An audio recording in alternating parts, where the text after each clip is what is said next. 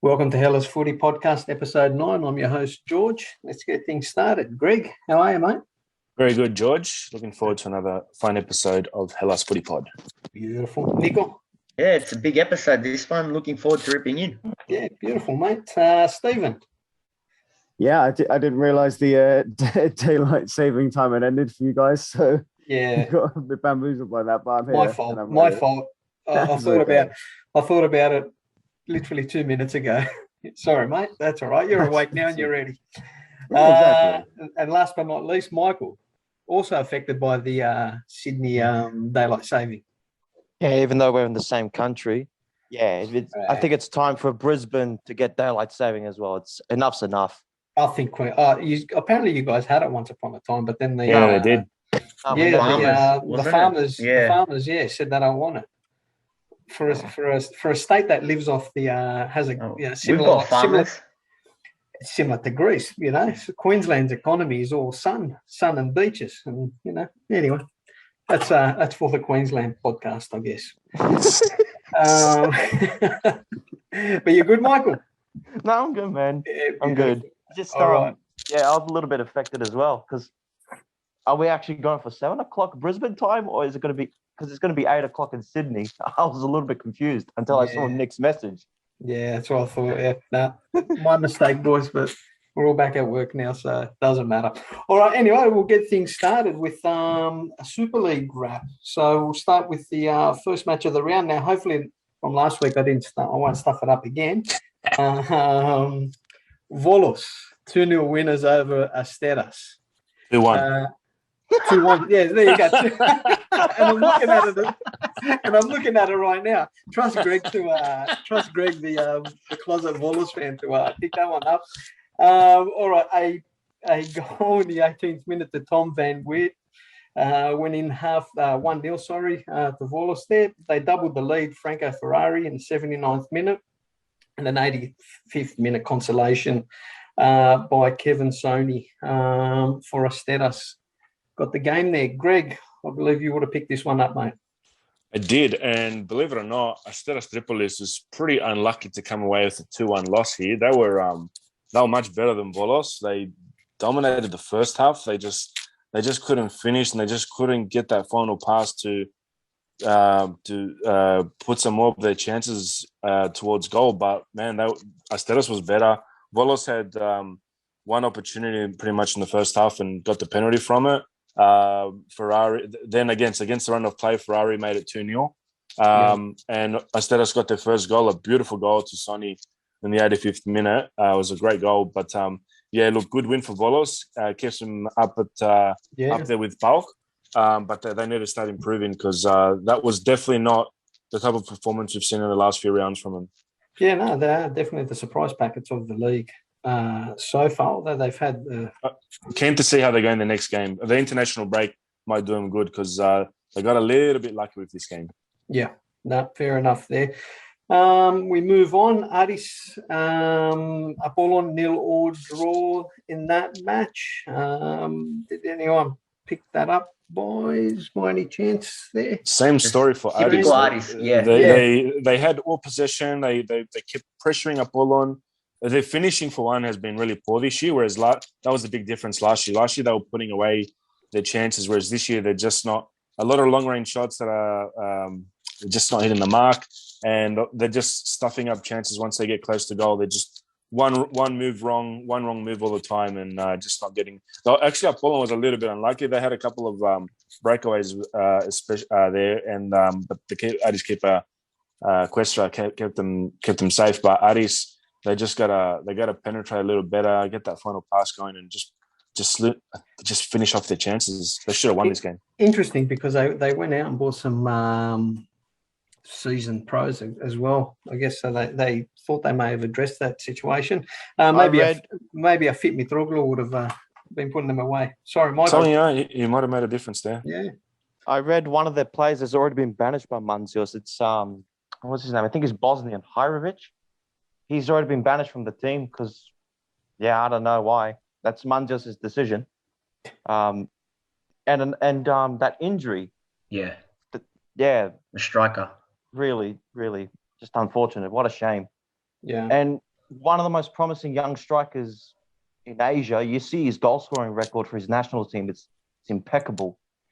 And just to come on 3 minutes onto the pitch and do your ACL and meniscus at the same time, it's devastating. Yeah, it's And not just Muhammad Ali. yeah, that's his name. Muhammad Ali. Yeah. So let's hope he has a speedy recovery, the poor guy, and he gets to maybe start the season off or finish off the season, or depends. What is there a prognosis? It would probably be 12 months usually, those injuries. No, he's going for the season. He's done officially. Yeah. And words on Apollon, Festa's magic. It will come soon. Are they on your team now, Michael? Mark my words, Festa's magic. What are we It comes talking soon. about? As in, what are they? They're gonna. He will fire out the cylinders very soon. Yeah, It took him a little while with my club last season. It did, yeah. Yeah, it will come very soon with Apollon. So Yeah. keep your eyes on them. Keep your eyes on them. Keep an eye on Mr. Gianluca Festa there. All right, moving on. Atromitos 1-1 draw with Pasianina Clonaridis. There's a blast from the past. Opened up the scoring for Atromitos in the 6th minute, and late in injury time, Mendes Morera pulled one back for Pas to break Atromitos' hearts in that match. Did any of you boys, Michael, did you pick this one up? No, but that's really really a shame for Atromitos. They almost got their first win of the season. Then Bas Janina from nowhere spoiled the party. Great result for Bas. Keeps them firmly in the top half.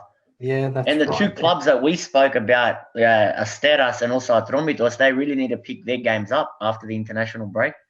It's interesting with Atromitos as well. They're trying different formations from what I've seen. They went with like a 3-5-2 type of formation in this match. So I don't know. I'm kind of looking at this club, scratching my head, thinking what's going on there. It's not season over for them already, but if they were pushing for a top 4 spot, I doubt they're gonna have to realign those goals for the season already. And considering what they did, it's a bit of a shame for them. But I guess that's football. Still a long way to go. A long way to go. Yeah, that's true. Yeah. But when you've got other teams like Volos and all that, so unless even you look at the way the big 4 or 5 will pick up points. Yeah. Because all the big clubs have dropped points one way or another already this season, so they're going to start firing. So look, I guess it's never. You can never say never there, but I'm sure the 200 Atromitos fans would have been looking for something different there from their club. Moving on, Greg, Panetolikos 1, AEK Athens 3. Levi Garcia opened up the scoring in the 13th minute. Vranjes in the 26th minute doubled the lead. Vergos pulled one back in the 58th minute for Panetolikos, but Steven Zuba in the 83rd minute wrapped up the game for your boys. Happy result? Good result? Look, definitely happy with the result. There's a few points that we're starting to see with this current AEK team that needs a bit of work with. We got off to a great start. We got off to by the way, I'm going to say Levi Garcia, magical leap to open the scoring. And our new left back, Mohamed Mohammadi, gave the assist to that one. He did really well there. But we took a 2-0 lead. And then, like we've seen this a few times, we've then just taken the foot off the pedal and allowed Panetolikos totally back into the game. They got a nice goal and a well-deserved goal from Vergos. And then we were lucky that they didn't get a penalty, actually. That would have made it 2-2. But there's definitely some... Milojevic spoke about this at the end of the game, where we start off really well, we get the lead, but then we just lose the intensity and the other team completely comes back into the game. And to have Panetolikos now, just have us, just dominate us for a while there and make it 2-1, and then very unlucky not to make it 2-2. We're able to get that our third goal with Zuba, and that came after Steven Zuba went into the center of the midfield. Pedros Mandalos got subbed off. Look, Mandalos had a good game, so I'm definitely not putting anything on Mandalos. He's leading the league in assists, but we put Zuba in the middle there, who's a world-class player, and that helped us get some more possession and control of the game. So that's something I know we want to see happen a bit more. But if the team can focus a lot better for 90 minutes, and if our defense can toughen up a little bit and just be a lot more solid, we'd be in a very good position to challenge for the championship. But we've got to start producing 90 minutes of football, not 45 minutes. Yeah, interestingly enough, I know stats don't mean much in games, but Panetolikos had 9 shots on target and 8 shots off target with 53% of the ball. So, yeah, I mean... They had 17 attempts at goal. They really... Right, once we went 2-0 up, it was just then after that, all Panetolikos. Yeah, so credit to them. For Panetolikos, they've just got to start starting matches better. Nastasio mentioned that at the end of the game as well. They're starting off matches really poorly and then getting their way into the game. That's happened now probably the last 3 weeks in a row. So if they can get off to a better start and not cop that early goal. And not cop the early one, yeah. Yeah, they can do some damage. They play some good football. Yeah, they are. They're very enterprising, their play. So, I mean, good on them. They're also a surprise packet so far in the season, you know. What are we, week 6 or whatever, 5, 6 in. All right, moving on. Offie hosted PAOK. PAOK got up 3-1. Swiderski opened up the scoring in the 15th minute. And in the 58th minute, Kurtic doubled the lead. That was a good goal. Yes, 71st minute, Douglas Augusto tripled the lead there, 3-0, and Offie got a consolation in the 91st minute by Adil Nabi. Nico, did you pick this one up, mate? Oh, yeah, I was just going to say that was a great hit, the second one for PAOK, the Kurtic free kick. Yeah. That was a beauty. He had a great game in the middle of the park for him, and so did Douglas. Yeah, they're starting to... The thing with Douglas, that's not his position. And credit where it's due with Lucescu. Looks like he's at the sweet spot there with Douglas Augusto in the attacking midfield. Yeah, he's doing a solid job over there. So even Paskalakis, Paskalakis as well. But they still got to fix their fullbacks. Yeah. Well, Verinia and Alves. Verinia, Taylor, Sid Clay. No confidence in those players. Yeah. Although, you know, Verinia is just there for the experience, but come on, let's be real here. He's not a fullback. Yeah. Well, I mean, he played left back. He played left back, didn't he? Yeah, left back, but it's not his position. Yeah, but he's been playing left back for a while now. He's a little bit slow, but I'm not 35. confident with him there. Yeah, you're not confident? Nah. Nah. Well, I mean, PAOK fans are starting to change their tune. I shouldn't say that, but they're starting to see the light at the end of the tunnel because they were pretty disappointed with their club early on. But it looks like they're fixing up whatever issues slowly but surely within the team, and you know they're top of the league now, so they're doing something right there. How about Offie? Yeah. Yeah, well, we expected much more. Yeah, their defense is pretty ordinary, and yeah, they're struggling. Just a shout out to Nabi's goal. That was a very nice goal, a consolation goal, but it was beautiful. I don't know what to say with Offie, because it's the same thing as last year. Last year they were playing nice football and not winning. This year, I don't know. I think maybe, their fan base isn't happy. That's for sure. So it'll be interesting times for them. This break probably came at a perfect time for them as well to really look at what they're trying to do and how they're trying to, what they want to try to achieve for this season. Because it's a pretty poor start for them so far. Moving on, second last game of the round. Ionikos 1, Lamia 2. Now Ionikos copped a straight red card to Gomez in the 19th minute, which didn't obviously help them there. Manousos converted the penalty in the 21st minute, and Osman in the 36th minute levelled things up into the game. So 1-1 half time, but in the 55th minute, Golemic got a goal for Lamia, and that's the way the game ended there in that one. Moving on. Sorry, Michael, did you want to? Yeah. The win was inevitable for Lamia. They've been fighting for it in the previous games, especially against Panetolikos, which are very unlucky. So this is a much needed win for them. It boosts their confidence heading into the break, recoup, come back stronger. So Yep. good win on the road. Good win for them. Now we finished the round off. The big derby match, one of the biggest matches in world football, or once was, but the rivalry is certainly still there. Olympiacos hosting Panathinaikos. The game ended 0-0. Stoppages, flares, ground announcers trying to control fan stupidity, malachias galore, but it was a good game nonetheless. We'll start with Nico. How did you see this one, mate? Very pleased with the point, first and foremost. In these derbies, it's all about the result, and especially on the road, it's about not losing. And missing 6 starters, so this time last week when we were recording, I was quietly confident we could get something, definitely a draw, if not a win. It was only Velez, really, that was out on top of Schenkerveld and Kurbelis. But as the week progressed, you then had Ioannidis ruled out, Viudis ruled out, Kotsiras ruled out, and you're starting to think, what sort of side are we even going to field here? And you start to get worried. But despite missing 6 starters, and I was thinking as well, this team so far under Jovanovic, they only know one way, and that's just to attack. I was hoping to see a bit more resolute performance and more organisation, and we got that.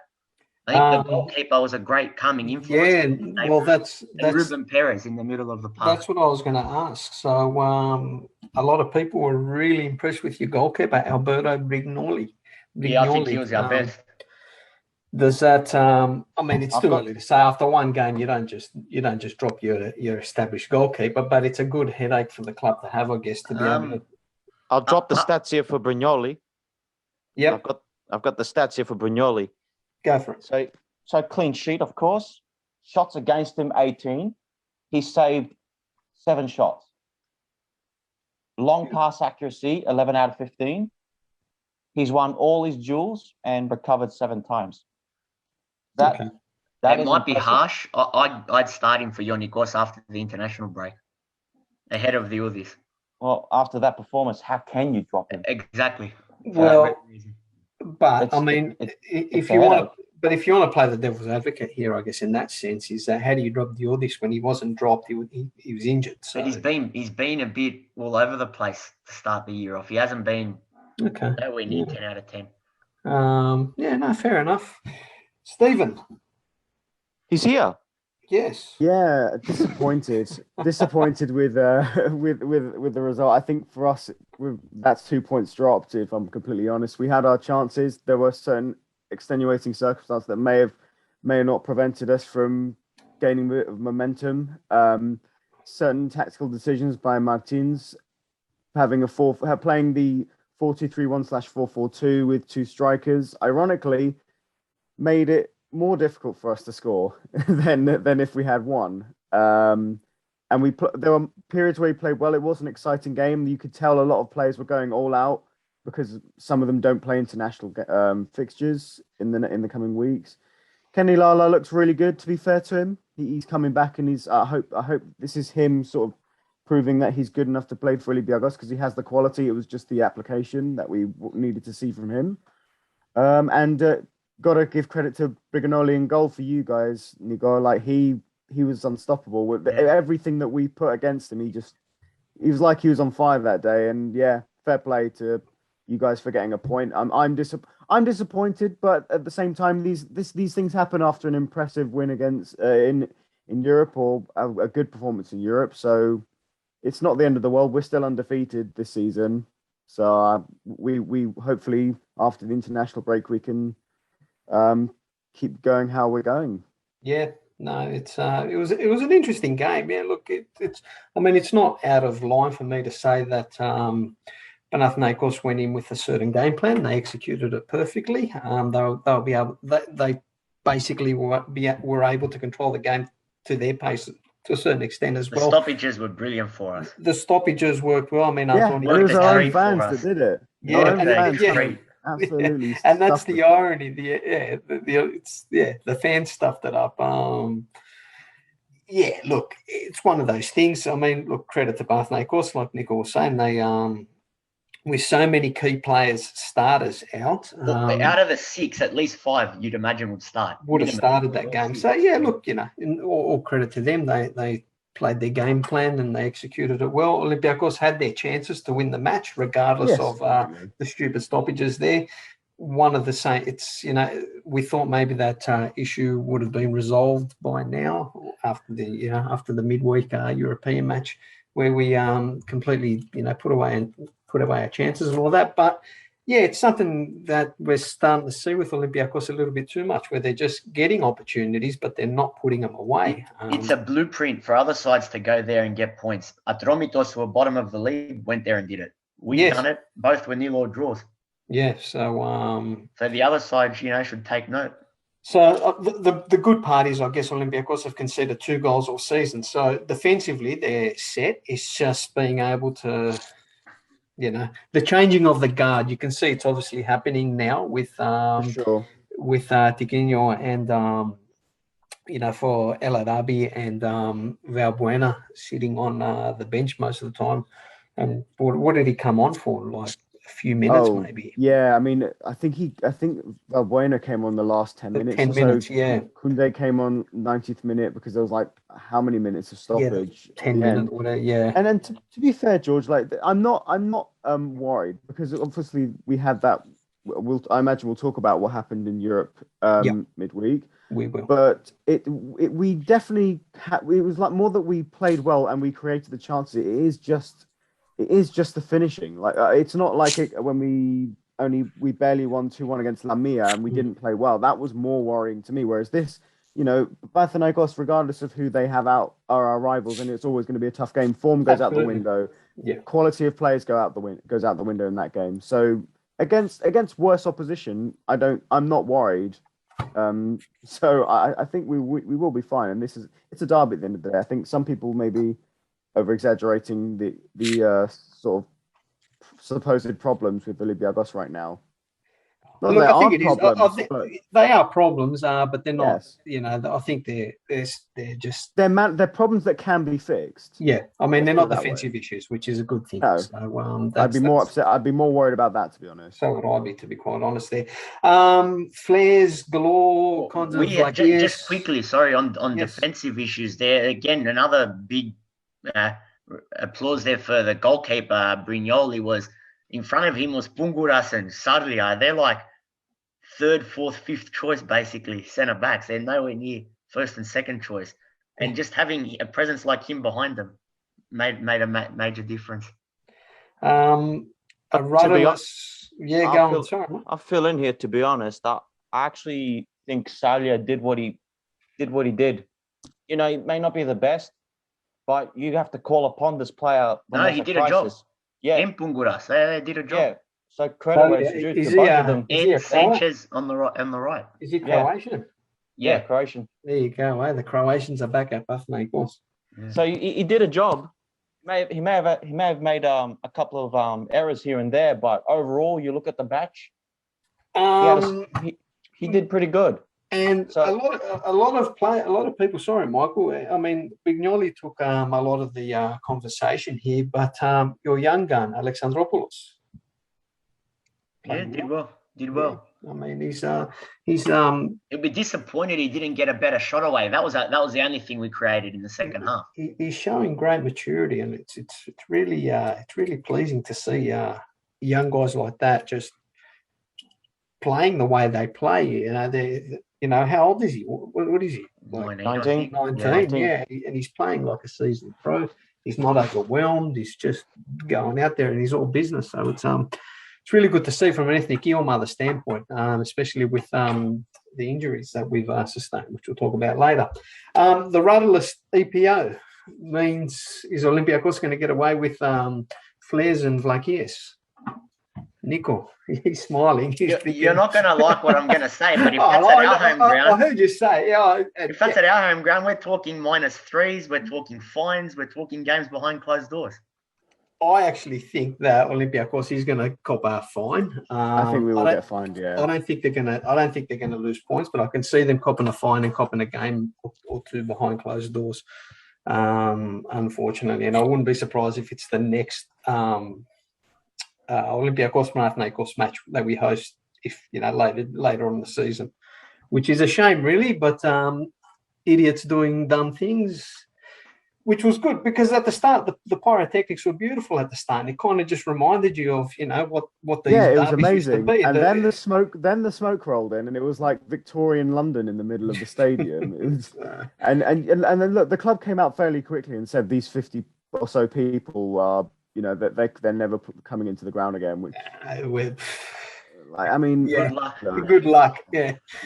There's people that have been banned for life that are probably season ticket holders, and the club knows that they're there. So I think it's all talk. But we'll move on from that. Look, I think the club's going to get fined, and they stuffed that up for themselves. What do you do?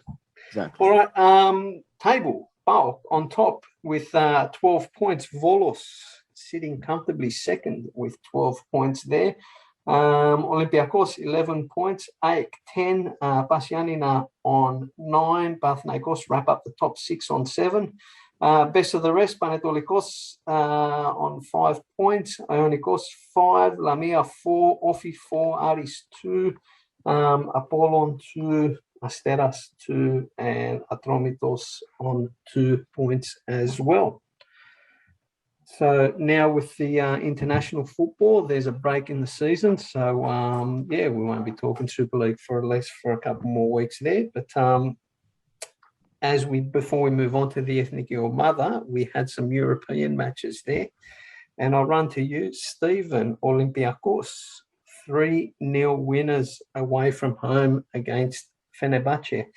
Tiquinho in the 6th minute opened up the scoring and a double to Masouras. 2 beautiful goals, mind you, to Masouras. In the second half, in the 63rd and 68th minute, wrapped up an impressive 3-0 win. Can we add to that? George, I have not celebrated a win like that probably since we beat Arsenal at the Emirates with El Arabi's last-minute goal in the death of extra time. That, for me, is one of the best Olympiacos performances I've seen in Europe in ages. The game plan that Martins put out there was seamless almost. That there was initially people were upset with the lineup. The lineup upset a lot of people. It did, and even I was thinking, that this isn't something we've worked on. Masouras at right wing back, and then when you watch the game and how the team rotated, sure, Bar played right back, which wasn't great. He rectified that in the second half. People complained about that even after the game, even though we won, which I thought was pretty pointless. But I just the way he managed that game, he gave Fenerbahce all of the possession. They couldn't do anything with it, and then our defense was more or less stalwart. Vashlik was brilliant in goal. And then we countered really well. And then when we used the possession, we used it more constructively than they did. By the time it was 2-0, we were the ones dominating the game. And then that's how we got the second goal. The third goal. The third goal, 6 minutes later. Masouras, man, honestly, brilliant, phenomenal. I think he got given Europa League Player of the Week. Player of the Week. Goal of the Week as well. Yeah. So he's on the European stage now, and people are going to be looking at him for maybe next summer. I've said it forever. The only thing that was letting Masouras down was his finishing. Now, granted, these were bomb goals that he scored, but he put them away impeccably. So it's the kind of play. If he can consistently do that, then we won't be. It was his positioning as well, George, because he was in the right place at the right time. It was the always two goals were identical. He always finds himself in the right place at the right time. It was literally crossing the box, deflection out of the box, comes in, scores. Both times, brilliant. He was absolutely phenomenal, and it was a great win. It was and to be 6 points ahead. I can't remember the last time we won our first 2 games in Europe ever, but for the last certainly 5-6 years, I can't remember us ever winning our first 2 games. So that puts its standards in really good stead. We have Frankfurt next 2 games. They're going to be tough because they beat Bayern Munich on the weekend. So they're going to be a real tough opponent for us to play. And it gives us an opportunity because if we can beat them, then we just... if we get just one win out of those 2 games, I think we have a good chance of finishing top 2. Yeah, absolutely. No, it's going to be a good. It's sitting top after the 2 matches, Europa League. Maybe we found our level. It's more interesting to watch a team succeed rather than biting your nails. It's nice to see us competitive. Yeah, it's just nice to because we don't want to like scrap 3 points and get a cheeky draw at the end or finish the. That's right, and that's what was not the happening problem. in Champions League. Yeah, we're getting that cheeky draw, or we're getting that RC 1-0 win, or however you want to call it. Or we were playing well against bigger opponents, but then we fell behind and we lose 3-2. Or Yasin Mariah. Oh, I love him for that game. Yeah. That's right. Your dad would have been happy. He's a Tottenham fan, isn't he? Nah. Yeah. Oh, he was very disappointed when it was 2-0 at the time, and then 4-2. I was furious. So, no, it worked out well for us in that match. Goes into the history books there. Greg, sure. Marinakis post-match fan. Yeah, absolutely. Coming out and talking about Constantinople the way he did. Yeah, the Turks didn't like it, but there's nothing but the truth in that. So good on him. He was getting very teary-eyed as well. He was choking up when he was saying it. So I thought it was. I've never seen a man look so pleased on camera. He was very one of those. He just doesn't care. He said it, and he's just like, deal with it. I mean, it takes a certain, good on him. Yeah, good on him. I'm sure all Greeks appreciated what he said there. Moving on, PAOK hosted Slovan Bratislava. Now, PAOK actually got an early goal in the 9th minute, and everyone was excited, thinking this is it. It's going to hopefully put him in a good stead. But unfortunately, 5 minutes later, Andre Green equalised for Slovan. And then after that, the game ended 1-1. Michael, I believe you picked this match. You watched this match. Yeah, mediocre performance. That's all I can put it. The goal that they conceded, PAOK. Again, Lucas Taylor. I'm going to keep calling him out. Pathetic defending. All he was doing was ball watching. Sure, Paskalakis could have done better, but you see Lucas Taylor on the goal they conceded. He's ball watching, not aware of his positioning, not aware of the goal scorer. Yeah, Andre Green behind him. Yeah, Andre Green. Yeah, not even aware of the goal scorer coming in. Both English players were goal scorers. He scored against Olympiacos and PAOK, the Villa Academy boy. Yeah. Andre Green. Is he a Villa boy? He played in the promotion season. Did he? Yeah. Reject. Villa reject. Well, he's gone from the EPL to. It was either going to be him or your mate Adoma for the playoff final back then. Adoma, he's proper. He's a good boy. He's a good boy, Albert. But just sorry, on PAOK, Michael. Yeah, go on. Sorry. Yeah, just on PAOK, again, that's not how you perform in Europe. And I called it last week with PAOK and Slovan.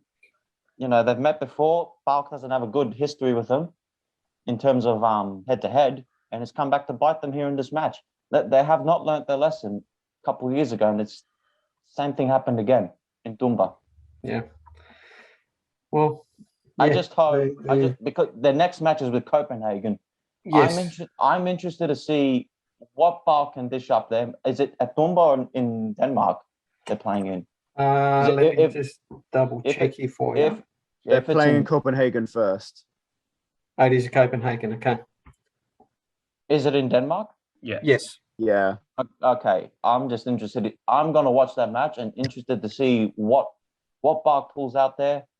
I'm hoping for a win, but it's a really tough match. Copenhagen are no pushovers. Yeah. I mean, they've lost a big player there. They've lost their captain. Yeah.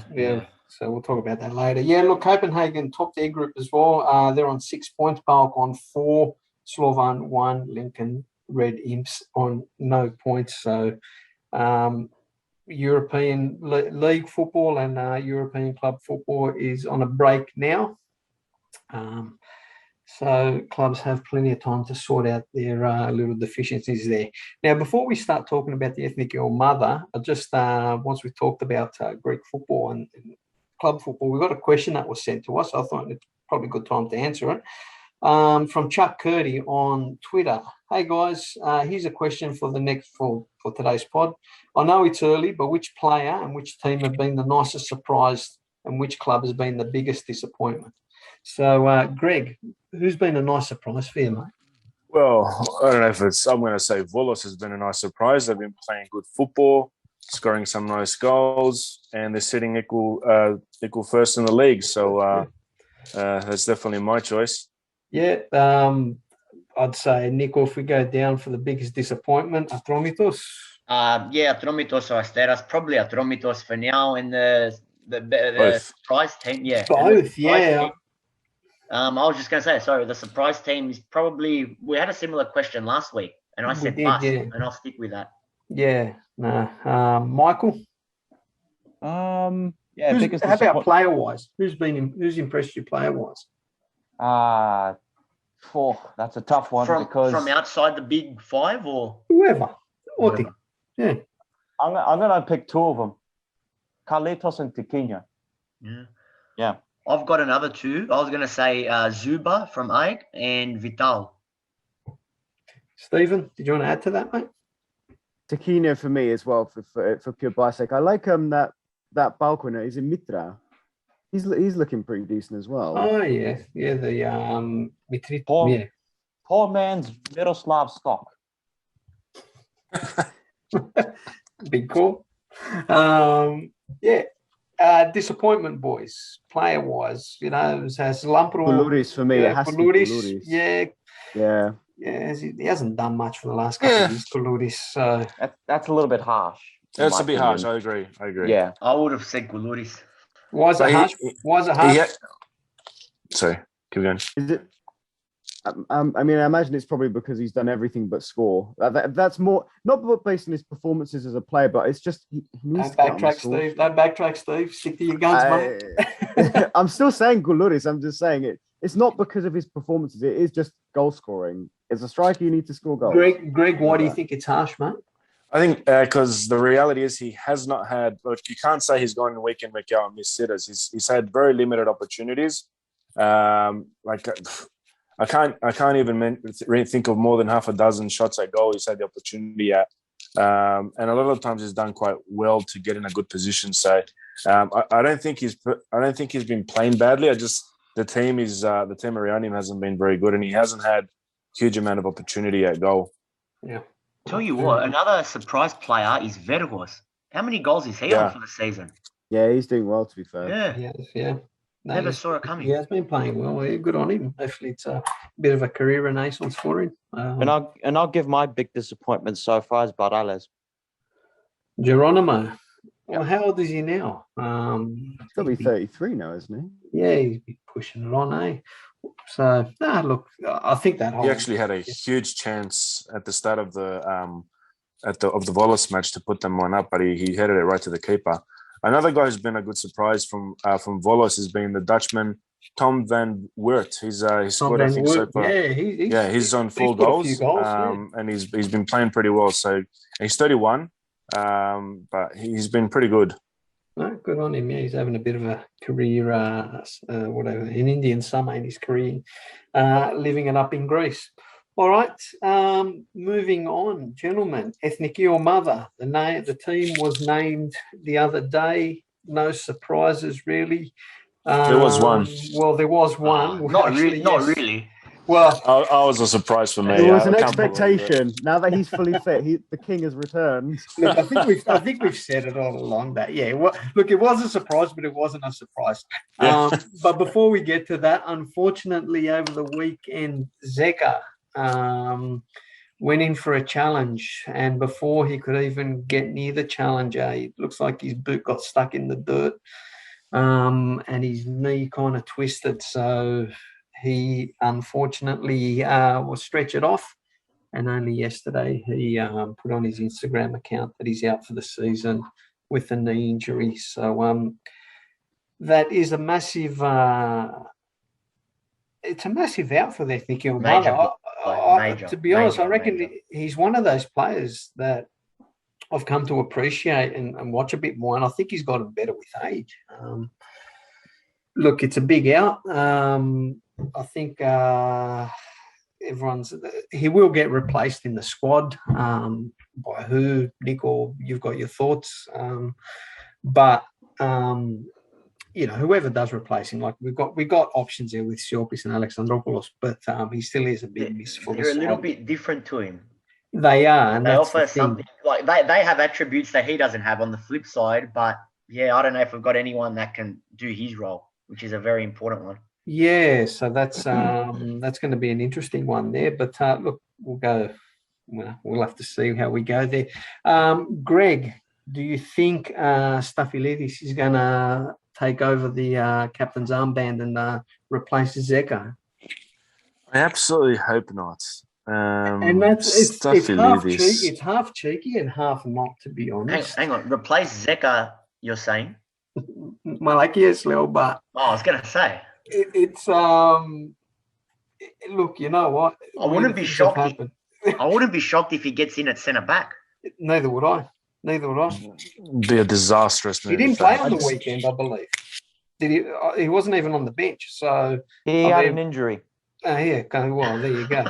It sounds so self-deprecating, but I want to see JVS have the audacity to play Stafilidis and like I said, and Savella.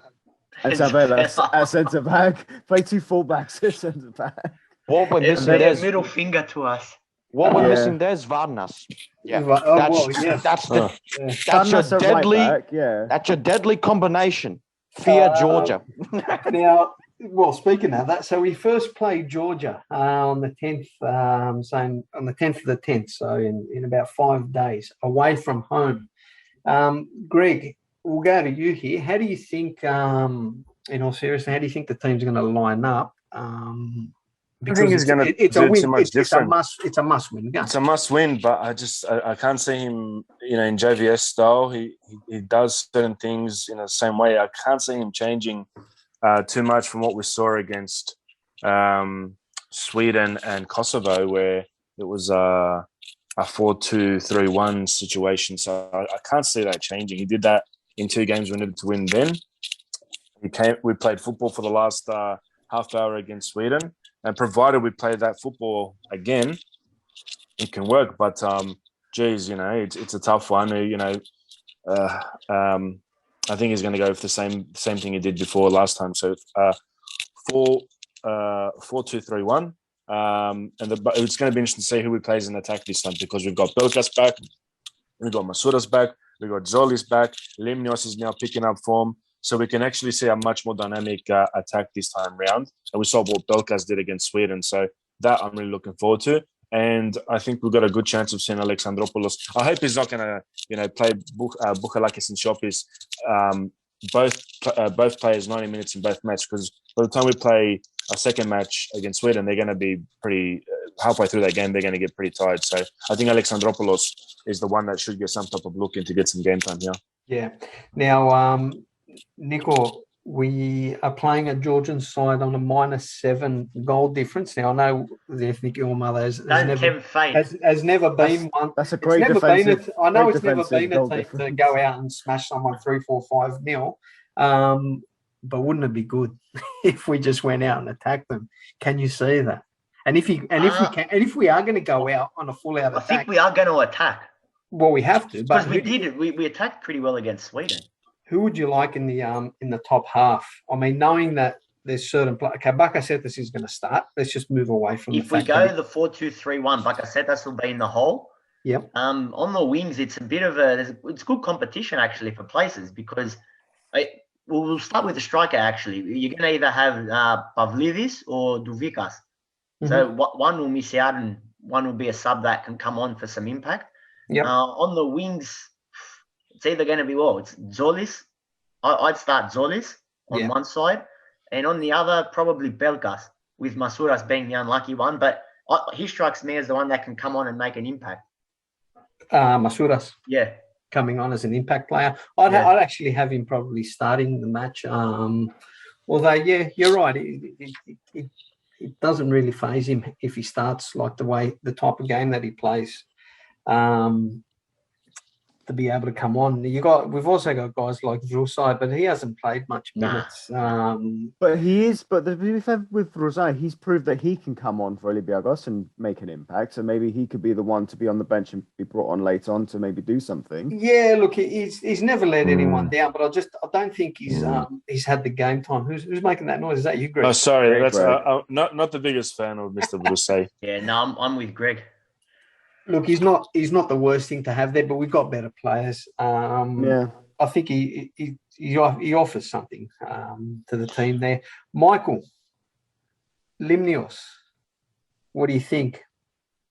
I'm glad actually he's picking up form for his club in Netherlands. But to start, that's a big question mark because we've got Masouras, we've got Solis, who are also in form. And Solis, he's in form, but he's playing for his club. But it's a no-brainer to start him on the left. Then I would have Masouras to start as well. But Limnios, he can come off as a sub and make an impact. That's what I think. And then you've also got the $1 million question here that depends on the flick of the coin there. Giannoulis or Tsimikas? It's pretty. It doesn't matter what we think as well, because the coach obviously makes his decisions based on what he wants. But it's got I'll start with Giannoulis because I saw his game with Burnley. I'm glad he's back in the lineup. He should have never been dropped in the first place. He played excellent. He owned the left side. It's a bit of a nothing game. So you're saying start him for their thinking? I don't know. I don't mind Giannoulis. I don't mind Tsimikas. I don't mind one of the two. But if you want to have a link up with Solis, it doesn't matter. But to be safe, Tsimikas. He's a little bit defensively better. Oh yeah, I would just go out. Tsimikas. For me, it's not even a thought. Yeah. There's no thought in that one. But as for the right back, you know who I would start Saliakas because I tell you why. Androutsos has not played for a little while. I'd start Saliakas. That's true. Actually. It's a no-brainer for me. He's a natural right back as well. Yeah. And he's been really good every time he's come on. Give the guy more minutes. He's been really good. Look where Bus are at the moment as well. Like he's their set piece taker. He's their set piece taker. Yeah, interestingly, Rota wasn't selected in this squad. Yeah, but has he been playing for AEK? Yeah, exactly. He's not playing. I know he's not playing, but they never really stopped the coach from picking players beforehand. So it's just an interesting choice there. Centre back guys, who do we reckon? That's the big question. Because they're all playing. So he's going to go Hadzidiakos. Look, I mentioned the formations earlier. I think I got them a little bit wrong because he has played some different formations in recent times. So with Sweden, for example, he started Hadzidiakos, Mavropanos, Tsavelas. I can see him pretty much going with something very similar to that. I can't see that changing. If he puts Stafilidis in there, he cut my head off. Jesus. He surely won't do a back three for Georgia. Yeah. Now that you've said that, Nigo, he will. Surely. That's suicide. No, yeah, you're right. He went 4 defenders against Kosovo in a away match, so he's probably looking at something similar. He's going to go Tsavelas, Mavropanos, I reckon. You reckon Tsavelas, Mavropanos? Yeah. Okay. Yeah. Yeah. Yeah. Look. Yeah. I'm set on that. Yeah, look, Hadzidiakos has come back. He's starting to get some form there for his club. What about the goal Mavropanos scored? I saw it. He looked like a proper centre forward. He's been playing well. Probably K-Pap is going to miss out altogether. He's had an indifferent start to the season at his club. He's still the same player. From what I see, his game doesn't really change. He still does those bonehead type things, but he's all action in that type of sense. But I can't see him getting any game time in these matches. The interesting one will be how we use, to be honest, I think Masouras is on fire, and Siopis as well. Siopis is a player that really interests me. Just the way he moves around with the ball. And he's very selfless in the team. He does a lot of the dirty work. And if you see, he's always, even off the ball, you always see him in the back of you always see his presence around the ball, especially in our half. So, I wouldn't mind seeing Siopis start, to be quite honest. This is the first time we've got also Masouras and Pelkas back since the Norway game. And if you remember, he started Pelkas and Masuras up front, and they combined exceptionally well with Mandolos in the midfield. Obviously, that would be Bakasetas now. But don't be surprised if we see something like that as well, because if you remember that first half, kind of playing like a false striker, behind them. Yeah. He played Masuras, Pelkas up front, and he had Mandolos behind him. So what I'm saying is, it's not out of the question that he starts those two, or maybe not Pelkas. He maybe even Davukas, Masuras, with Bakasetas behind them.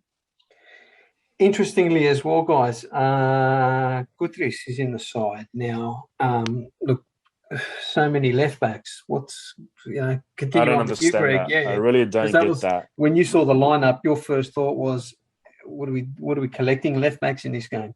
Yeah. What would be the thought process there? To be honest, I don't know what the obsession is with the Ethniki and left backs. We've seen this for years now. We've seen minimum of like 3, if 4, 5 left backs being picked. If you include Stafilidis here, that's 4 left backs. What 4? It's 2 games. You've got Giannoulis and Tsimikas. He's not going to play Kutris. He played him in that friendly at left wing. I really don't know. I have no idea what they're doing, why they're doing it. It's bizarre.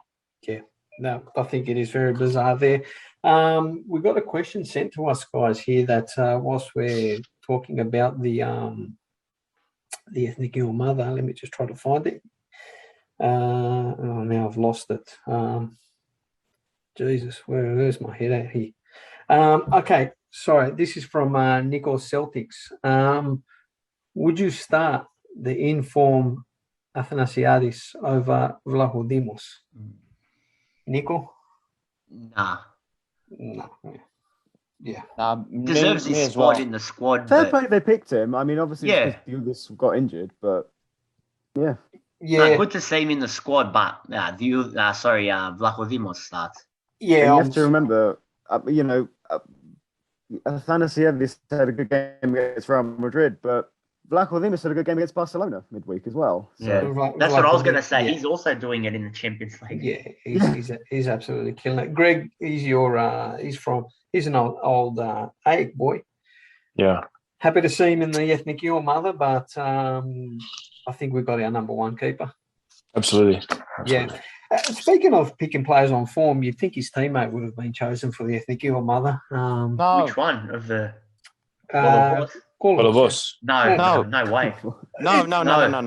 Again, he's the weak link of that side, of the Sheriff side. Boys, I'm trying to make sense here because players are getting picked on form, and some players are getting picked on God knows what. And then you've got Stafilidis that just winks his eye and says, "I'm good to go, coach," and he's in the side. So look, you want people to be able to aspire to something and to be able to see it. So if you're gonna look at a player and say, look, you know what, he scored some goals and he's contributed well to the team, does he deserve a call-up? Why not? I mean, is he going to play? Probably not. But 6 years ago, everyone had high hopes for him. So his career's nosedived. So yeah, he scored that good header against in Bosnia, if you remember, a couple of years back, that got us a point back then.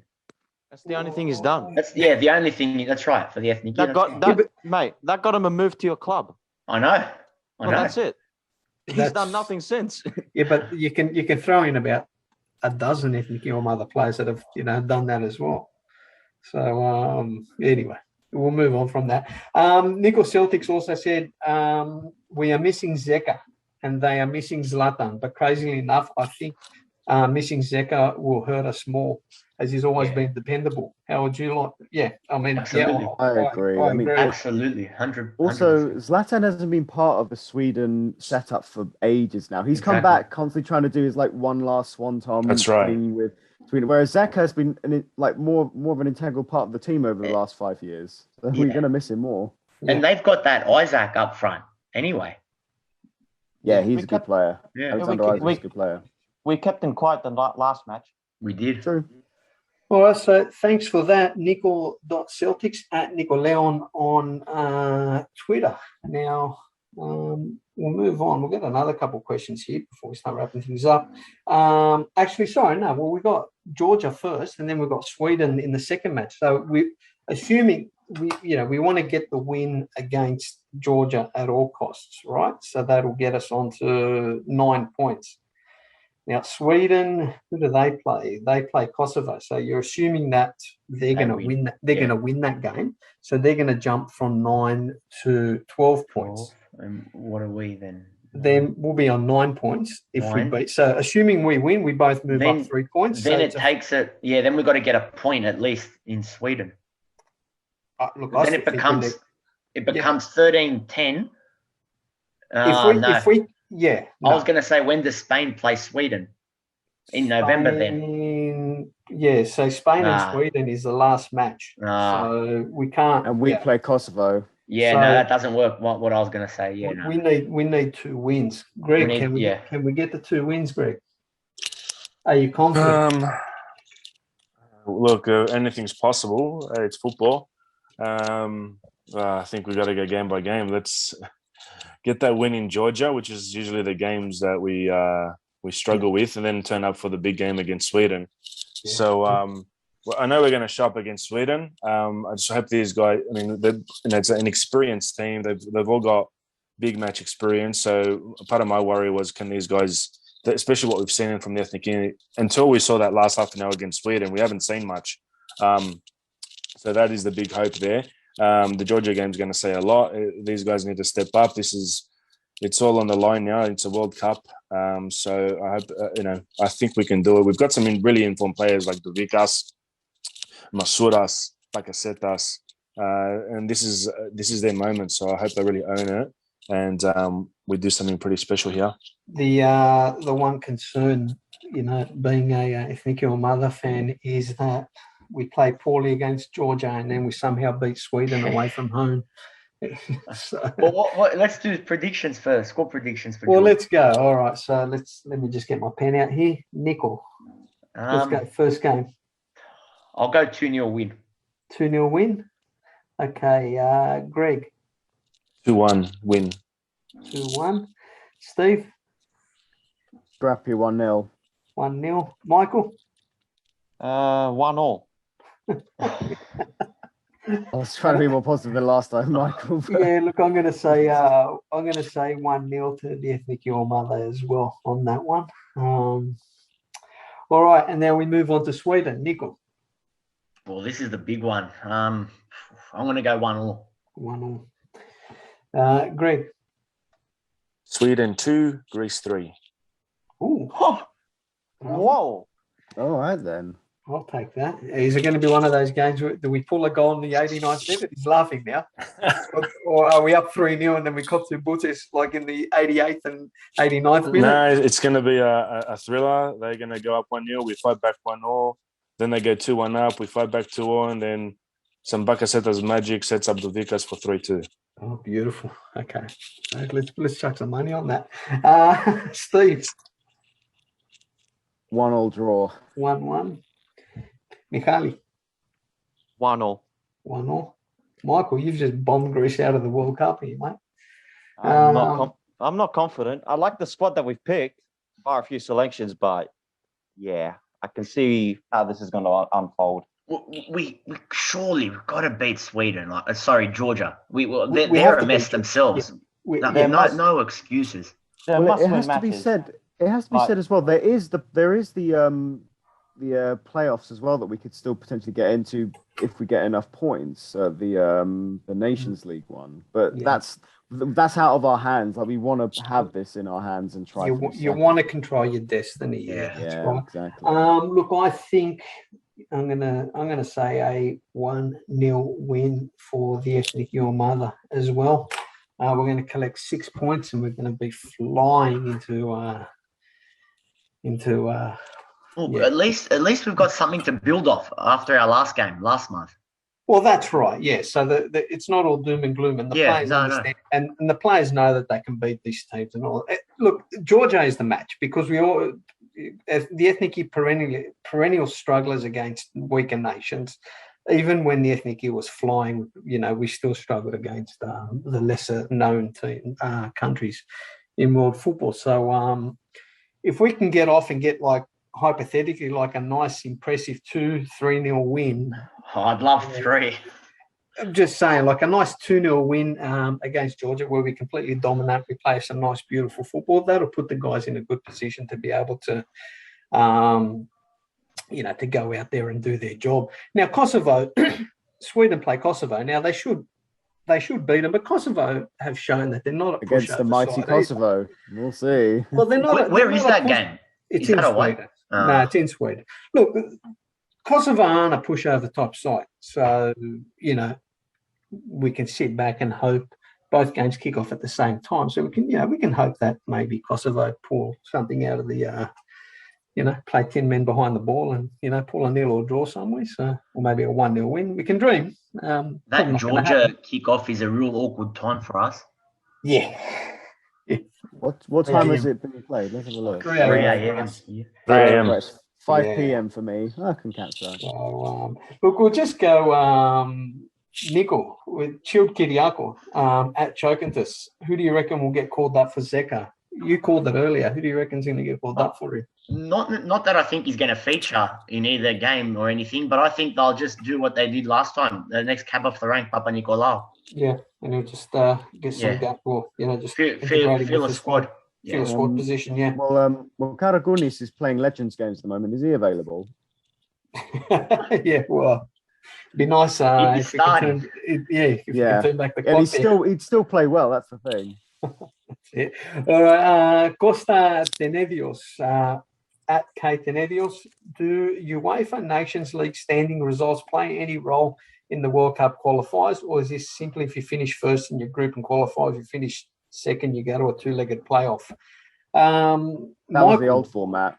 Yeah. How do you understand how do the Nations League standings results play any role in this World Cup qualifiers? Michael? No, okay. I'm a little bit lost on that. Yeah, look. I don't know the ins and outs. I'm trying to figure it out right now. I remember this time last year, we were saying it was important to top our Nations League group, and we didn't do that. Now, that would have given us the second chance. But apparently there's some sort of way, even now, we can still rely on that. But wasn't that topping that Nations League for the European Cup? I think it had a part to play in these qualifiers because it's all the second places. So there's 9 groups now for qualifying. Yeah. The top 8 second places go through to the next phase.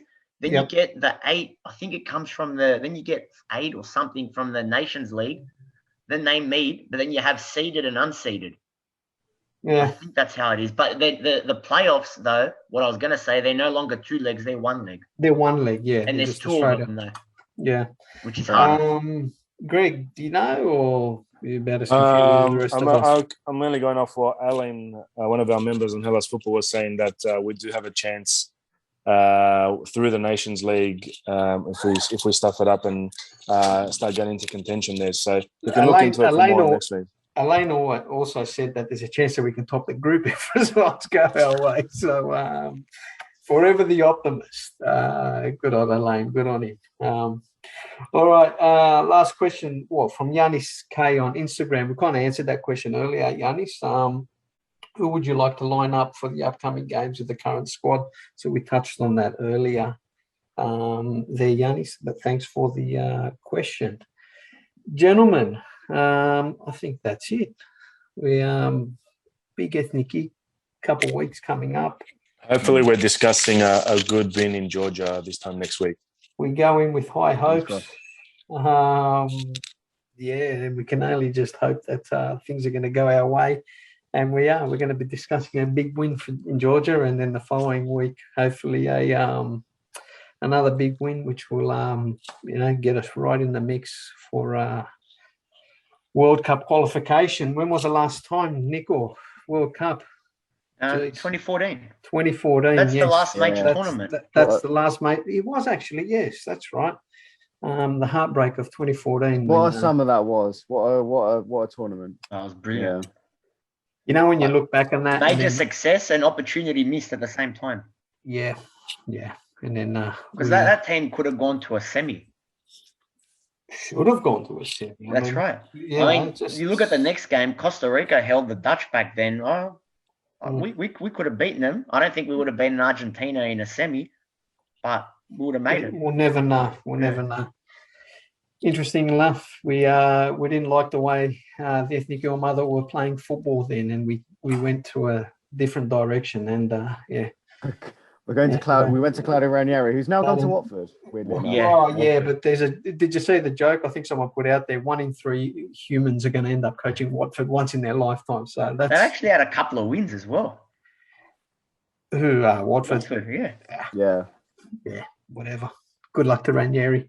That's probably every time I think of Claudio Ranieri, I don't think about the success in at least I'll just think about the disgraceful football that we played. 1-0 loss to the Faroe Islands. Yeah. I try to erase that stuff. But that guy's always still in football. Guys, thanks for listening. As usual, if you can jump on any of our platforms, if you do listen to us on Apple, if you can give us a 5-star review, that would be much appreciated. We love the questions that keep coming into us, so please keep shooting them. We love the love that we get. Instagram, we've got 2,000 followers, so thank you for that. If you are on Instagram and you listen to us, we're also on Twitter, Facebook. We created a Reddit page, YouTube. Otinane, whatever social media page. We've got a Discord, whatever they're called, but we don't know how to use it. So I don't know what that's about. But we created one. So if we might get that cracking one day. MySpace, if it's still around, we'll create a MySpace page. Greg used to have one of them for sure back in the day. I sure did. Beautiful. Guys, thanks for listening. Let's go Ethnic Omada. See you later.